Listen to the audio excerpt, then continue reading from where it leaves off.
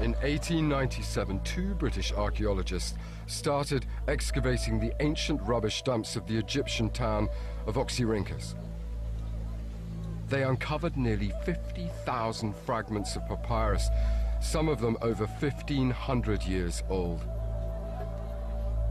Amongst this mountain of texts, one scrap was initially overlooked. But on closer examination, its true significance emerged. It was the Gospel of Mary Magdalene, a text scholars hadn't even known existed. The fragment is now kept in the Sackler Library in Oxford. I went to meet papyrologist Dr. Nicholas Gonis, who's responsible for its conservation. Look at that. Where's our one? Ours is, it's this one. Ah, right. That's... The papyri came to Oxford in boxes, and this fragment languished in a box for 70 or more years. It was in a box. Did they not think it was important? No, it looks very ordinary. It looks like a legal document or a letter. Oh.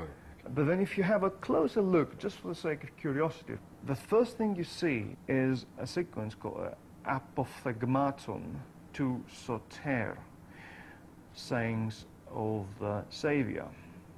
And then the very next line, you pretty clearly make out the name Mariame, which is the Hellenized version of Mary. So it is pretty clear that you're dealing with a religious narrative, actually something about the sayings of Jesus, so which gets your imagination rolling. And then once you study it further, then you can identify it as of the Gospel of Mary.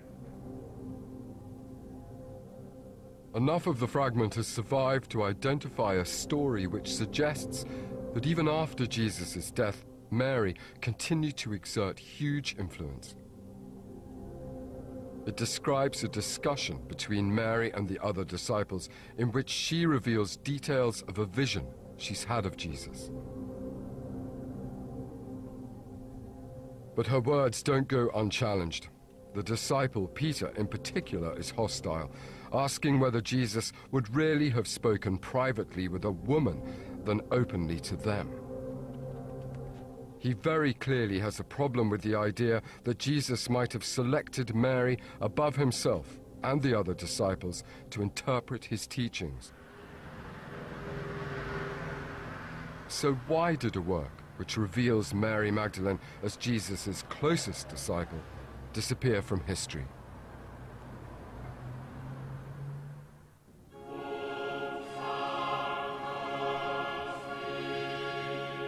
St. Peter's, the center of the Catholic faith. The basilica is named after the disciple who in the New Testament Gospels Jesus is said to have called his rock, and to whom he entrusted the leadership of his church. Peter is the man the Catholics consider to have been the first pope.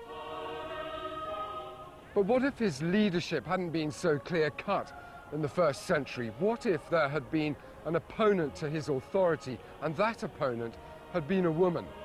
The Gospel of Mary suggests that that scenario is not as far-fetched as it sounds.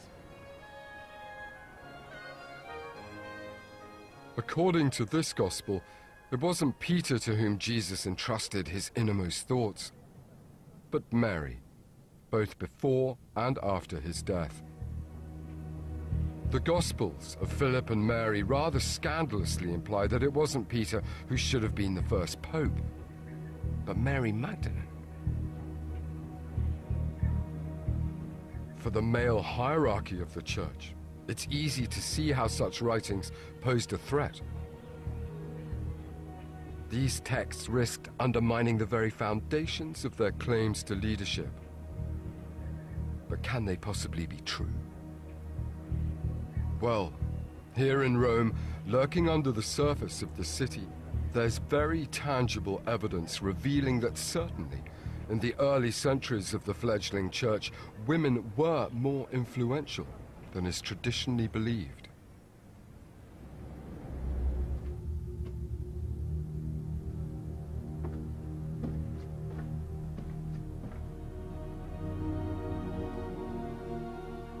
we're in the Catacomb of Priscilla, one of the many catacombs under the city of Rome.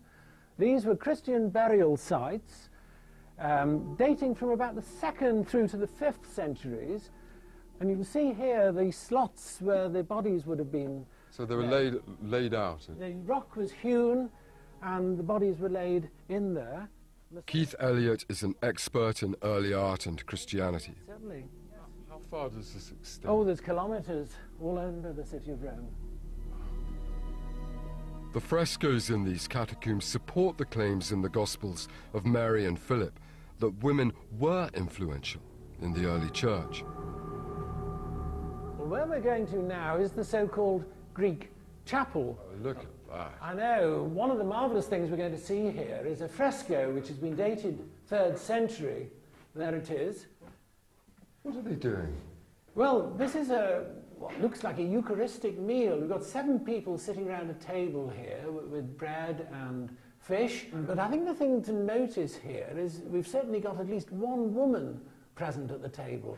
The person 3rd from the right is obviously a woman. You see the veil coming from her hair over her shoulder. Oh, that might be rather surprising because we're not always used to thinking of women having a prominent role to play in the early church. But this was fairly typical because a lot of the early Christians met together in house churches. I mean, in the Lost Gospels, women appear to play a much more prominent role. Is that a fair reflection of what was going on in the early church? I think it is, yes, I think that's true.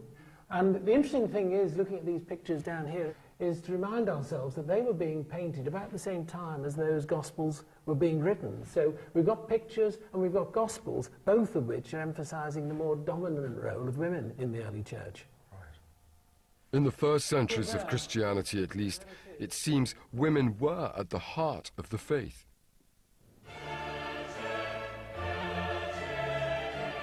And in Mary Magdalene, such women found a role model to be proud of. Whether the Gospels of Philip and Mary really are a true representation of Jesus' life. But they may reflect a 2nd century power struggle between men and women over the leadership of the church.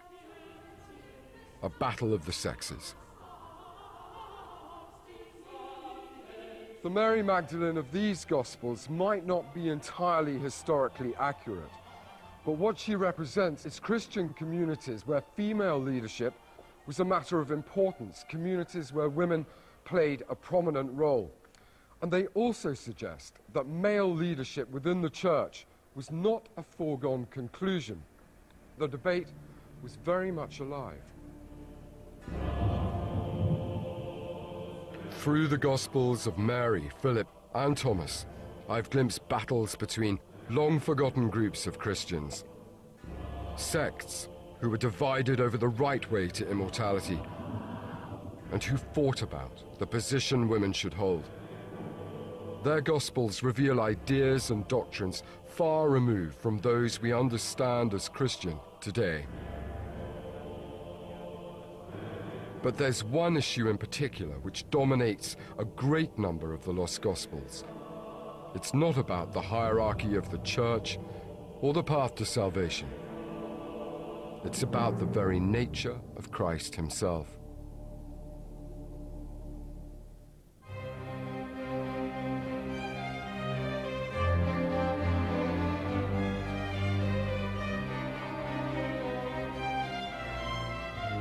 Today, Christian beliefs about Jesus are clear.